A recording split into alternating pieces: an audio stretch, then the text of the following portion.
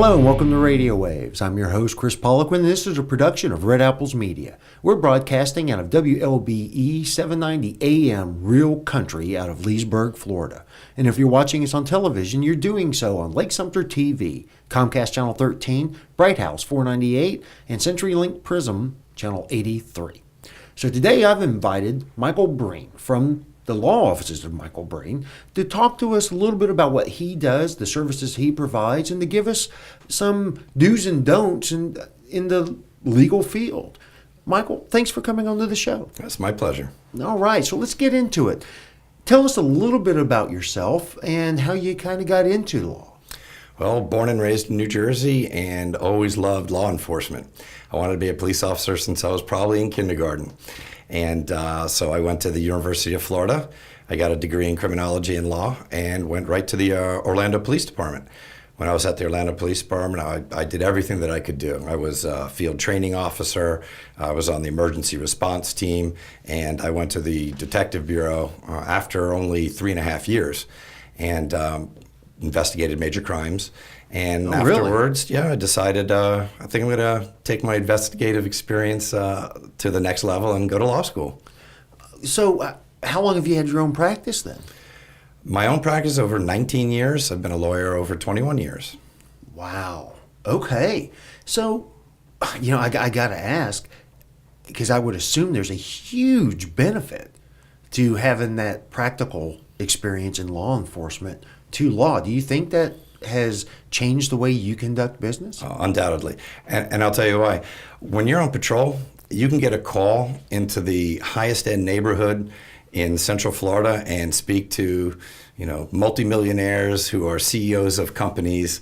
And then the next call will come out and you'll be in the most poverty-stricken, crime-ridden neighborhoods, and you have to be able to speak to them so that they understand, and you have to be able to speak to the CEOs so that they understand.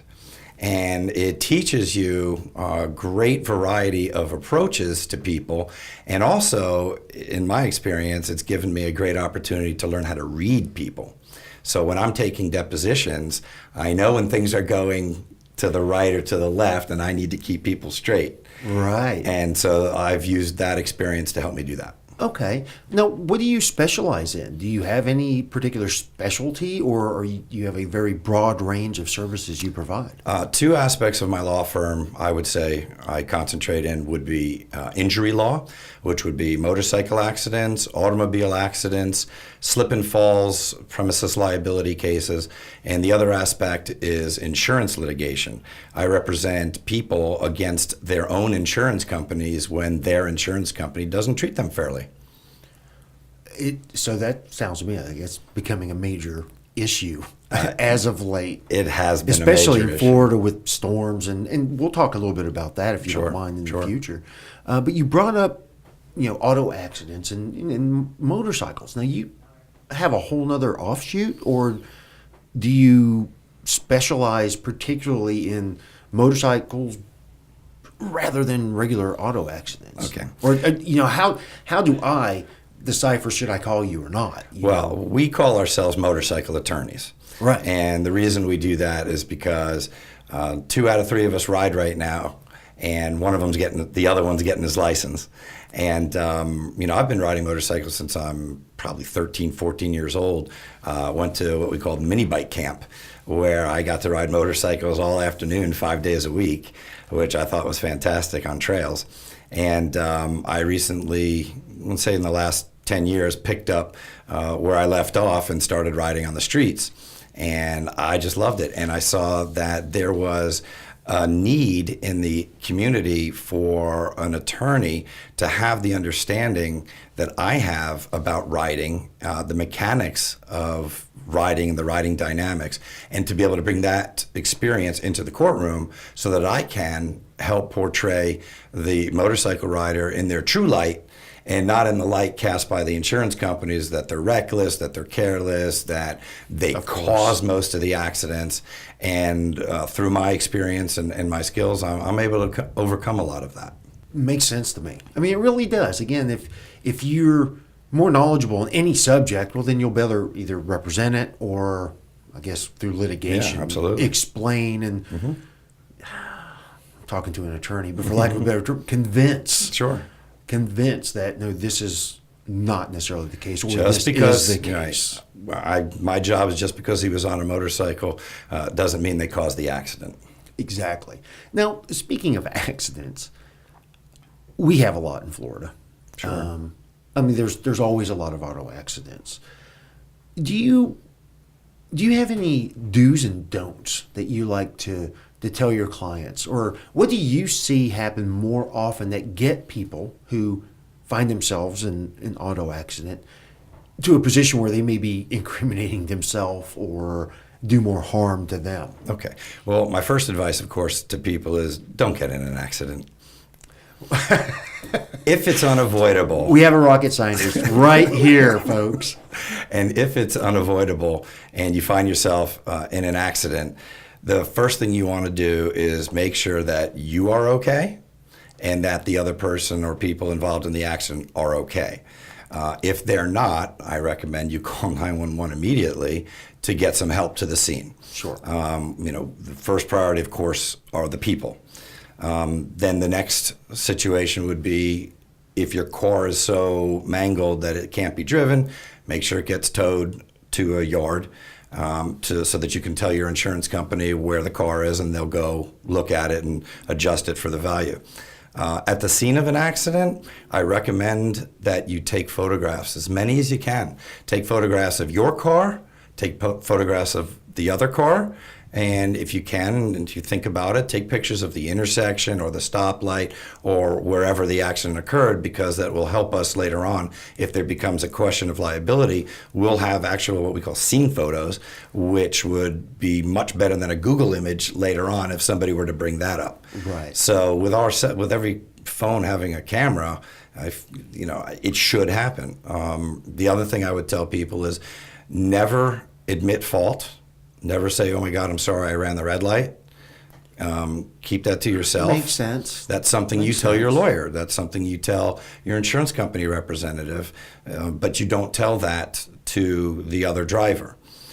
There could have been a lot of other factors that may have caused or contributed to the accident beyond the signal. And you want to make sure that you're not saying things that weren't true, especially after being in the shock of having an accident and all the adrenaline that's flowing through your body. Your perception's different. And let's face it, when somebody gets hurt, somebody else might feel guilty. Right. Even though it wasn't legally their fault, they may have feelings that it's their fault. And that makes sense. It really, really does. Because people are people, and if you hurt someone, like, oh my God, your first reaction is, oh my God, I'm sorry. Are you all right? Right. But nowadays, I can see where you kind of have to be careful. Right. I mean, it's a shame, but it is what it is. Like in the criminal law, anything you say can and will be used against you. Yeah. That kind of translates into civil law as well. Right. So, Michael, I've always been told that if I was in an auto accident, don't move my vehicle, don't get out of the car, exchange information, things of that nature. Is that still practical? Because, I commute up and down 441 every day, and sometimes just like, okay, you guys can pull over. Do you really, it was just a fender bender. And I understand more serious accidents, that's a separate issue. But do you recommend still, nope, this is where the accident happened, don't move, call the police, don't call the police for, I don't want to say minor accidents, but a good hit, a good bumper. All right. Hit. My first thought is take care of yourself first. So if you're having excruciating neck pain or back pain, I'm going to recommend you don't move. I'm going to recommend you wait for emergency medical personnel to stabilize you. Either put a neck collar or put you on a backboard and get you to the hospital and get checked out, because I would hate to tell somebody, get out of your car when it might cause further harm to themselves. Right. So I would say if you're feeling that kind of pain, don't get out of the car. Wait for EMS to come. Now, if you're feeling little to no pain and you know it, then I would recommend, if both cars are drivable, that yes, you do take it out of the roadway for commuters like yourself. The And police, general additional safety of other drivers. right? And I was going to say, the police officer who shows up at the scene, what do you think the first thing he's going to tell you to do? Does your car drive? Sure. Get it off the road. So then that's okay. It is what I'm getting. And the reason being is, if it was a good hit like you described, there'll be debris in the roadway. There'll be a taillight. There'll be, backup lights. There'll be some debris in the roadway. Sure. And we could tell where the point of impact was by the debris in the roadway. If there were skid marks, we would be able to tell where the cars were placed. So it's not imperative that you leave the car where the collision occurs. Okay. Now, again, I almost live off of urban legends and wives' tales, but I've got the opportunity to ask you now. Sure. Should you always get checked out by a hospital, or because that used to be the rule of thumb, always go to the hospital? And I'm like, well, I'm not in pain. All right. So the new Florida statutes that have come out do require you to seek medical care within 2 weeks of the accident. Okay. So you have up to 2 weeks to see somebody for your injuries. The question you asked me was whether we should always. I would say no, not always, because if you're having absolutely no pain and you're having absolutely no symptoms, why would you go to the doctor? I would not recommend that. Right. But if you are having pain, I'll bet you it's going to get worse by the next morning. I had mentioned earlier that you get an adrenaline dump, and that masks a lot of pain. Sure. And I would say 2/3 of my clients who don't seek medical attention right from the scene will do it the next day, because after the adrenaline dissipates, now the body starts, letting you know that there was an injury, and you're going to start feeling pain, most especially the next morning. Right. So Right. if you are having symptoms, yes, please go get checked out. If you're not having symptoms at all, then no, don't waste your time. Okay. And good answer, because I don't want to go. It's always an inconvenience. The accident itself is the first inconvenience, Sure. and now, well, let's go spend 3 hours in the ER. No. But it is scary to know that, well, if I don't go, and this is what people tell you, if you don't go and then you start hurting later, and it was a result of that accident, you could be at loss. No, the insurance but 2 weeks that's not terrible. Yeah, the insurance companies don't like when you wait, and they'll point the finger at you and say, well, you couldn't have been hurt if you didn't go to the hospital. But at the same time, you don't go to the hospital if you don't feel enough pain to warrant that. Okay, now that leads me into this question. When do I know if I need an attorney?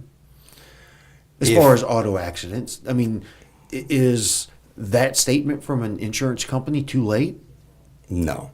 What I would recommend is, if you were not at fault, you weren't at fault. You were stopped at a red light for at least a few seconds and somebody hit you from behind, it's not your fault. If you were going through a green light and clearly was a green light and you got hit, that's not your fault. If somebody turns left in front of you, that's not your fault.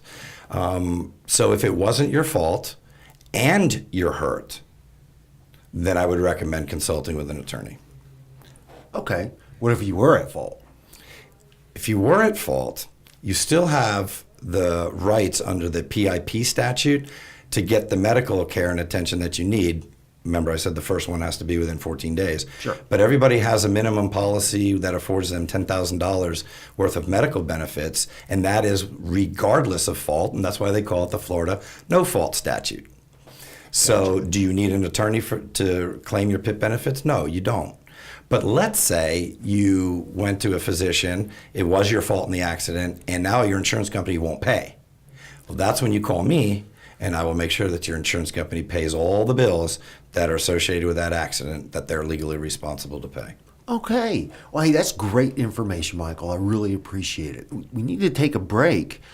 Real quick before we do, if someone wanted to get more information on you and your offices, where can they get that information? Our website is 911autolaw.com or 911bikerlaw.com.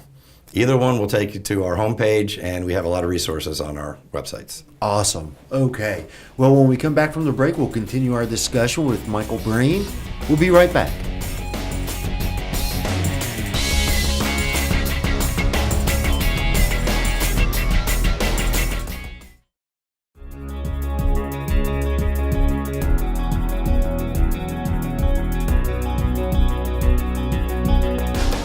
Hi, and welcome back to Radio Waves. Again, I'm your host, Kris Poliquin, and this is a production of Red Apples Media. We're talking with Michael Brehne of the law offices of Michael Brehne about all things, law-related. So before the break, we were speaking specifically of auto accidents. Michael, I'd like to ask you a little bit about personal injury, if that's okay. I was doing a little bit of research on your website, and there's a lot of different kinds of personal injury. Almost at a scary level, right? Do you find yourself dealing a lot with that? Yeah, we another area of our practice would be what we call premises liability, and that's when you get hurt at somebody else's premises. And it has to be because of fault on their part, where they created a dangerous condition or allowed a dangerous condition to remain on the property, and you got hurt. So it's not an automatic. A lot of people think that it's automatic. If I got hurt in Walmart, Walmart's going to pay me. No, that's not how it works. So that's not the case. That's not the case. So if I'm walking down the aisle and I step on soap, the classic scenario, I slip and fall in Walmart due to soap being on the floor.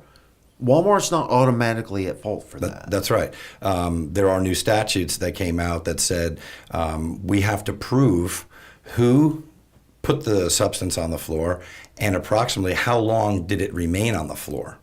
Because as we were discussing at the break, if somebody were to knock, let's say, liquid soap onto the floor and then turn the corner with their cart, and then you come down the same aisle and slip and fall and hurt yourself, how is that Walmart's fault? I agree with you 100%. Yeah, it's not. Yeah. But if that happened and 2, 3, 4, 5 more people and shopping carts traipsed through the soap and the soap became dirty and you could see that the line stretch, 10 feet, 15 feet, it's been there for a while because people have already come through and smeared it. At that point, there is a duty on any store to inspect their premises and to make it safe. So depending on the amount of time that you might be able to prove, that could be a potential case. Okay. And again, it sounds to me like what you were speaking in the first segment. Take pictures. Yeah. Because if someone slips and falls and there's 3-day-old soap trails, likely they're going to start mopping that aisle. And I'm glad you mentioned that because you know what the knee-jerk reaction is for most people who slip and fall? And if you've ever slipped and fell, you probably did the same thing. You get right back up immediately and hope nobody saw. Yeah. And then, much like a car accident, the next day, you're hurt your hip or your back starts hurting, and that was because of the fall. So it's a great recommendation to take pictures even there. Yeah. And like you said earlier, it's not that hard anymore. No. It's really, really not. Everybody's got a camera. And if you don't, you're 5 feet from someone who does. Absolutely. Right.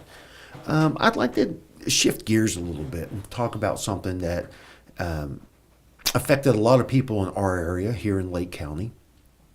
And we're in that season now. Storm season and the issues associated with insurance with that. And not even the insurance necessarily, but the people who say, yes, we will take your benefits, sign them over, and then people are left hanging, not getting their repairs or things of that nature. Can you speak a little bit to that? Sure. This is the topic of assignment of benefits. And yes. For whatever reason, I know the reason, insurance companies vilify these assignment of benefits. But there's many different types of assignments, and it's complicated. But in general, if a roofing company or a contractor asks you to give them an assignment of benefits, they're not doing it for a nefarious reason. They're doing it because what they do is they take that claim out of your hands for you. Okay. They're the ones who now have permission to talk to the insurance company. They're the ones who now have authority to negotiate the claim. And let's face it, they know more than you do because they've done the pricing. There's computer programs, they've priced it out, they go to the insurance company, they show them their estimate from generally the same program that the insurance companies use. And they're better able to negotiate rather than a homeowner, because a homeowner would say, well, this is the estimate I got from my contractor.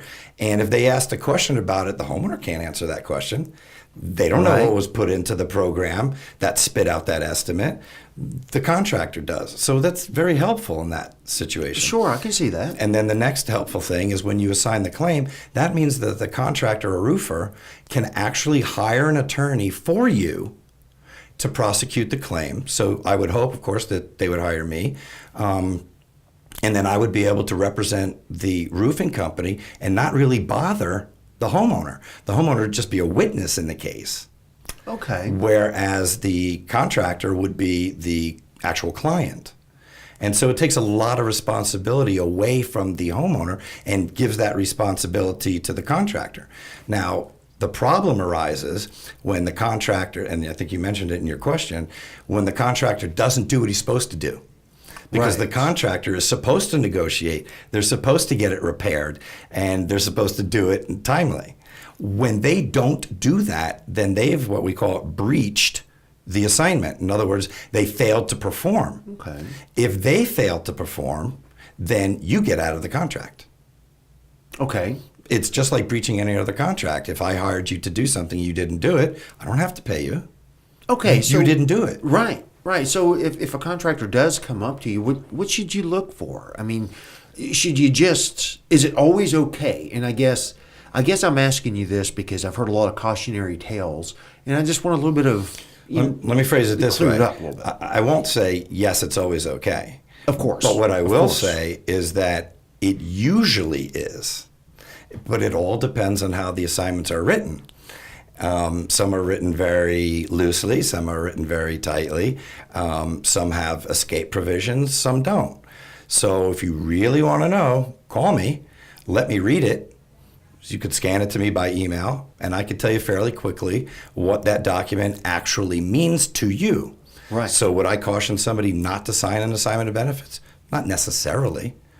But what I can say is if you want my law firm to represent you before you sign an assignment, absolutely, that's what we're here for. Okay. So if someone did want to contact you, what's a good phone number for you? Our office number is 407-645-2195. And you could find us on the web at brehnelaw.com. That's BREHNELAW.com. And we also have a website called stormclaimattorney.com. So that might be easier. Oh, yeah, absolutely. Because I know it happened. There's a lot of people, especially in our area last year, a lot of Florida, but in Lake County specifically, that had to go through some of these headaches and hurdles. And like I said, it scared a lot of people. Yeah. Well, insurance companies adhere to the 3 Ds. Okay. Delay, deny, and then defend. So when you're up against a machine that follows the 3 Ds, you need an attorney. And I've been doing this for over 21 years, and I speak their language. They know me, I know them, and we're very successful with what we do. Okay. That makes me feel a little bit better. Okay. You'll certainly be the attorney I call.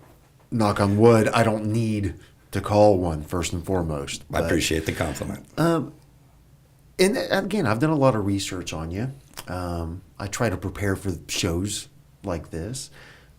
But for our audience, Michael, what separates you from other firms out there? We're not the biggest firm in town, which means we don't have the most cases in town, which means we can pay attention to your case.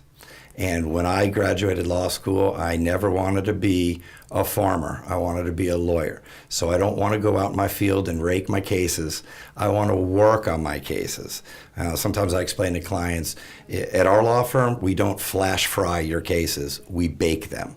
We make sure that the file's complete. We make sure that our experts are on board. We make sure that you understand how the process is going to go, and we set your expectations early on to what's realistic. If somebody sprained their pinky finger and wanted $1 million, I think in about 5 minutes or less, I'd explain to you how that will never happen.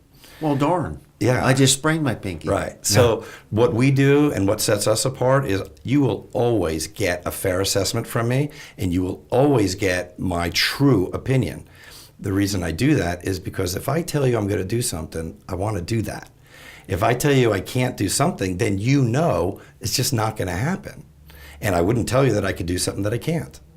So for all the money billboards that are out there, these are empty promises, and you're not going to get that from me.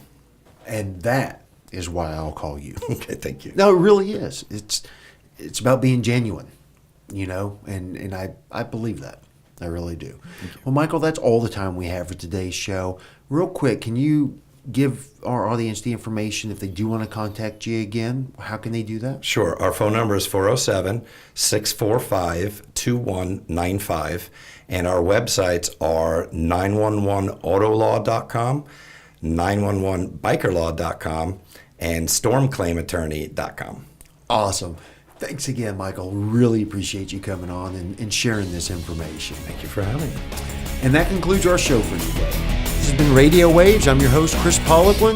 We'll see you next time.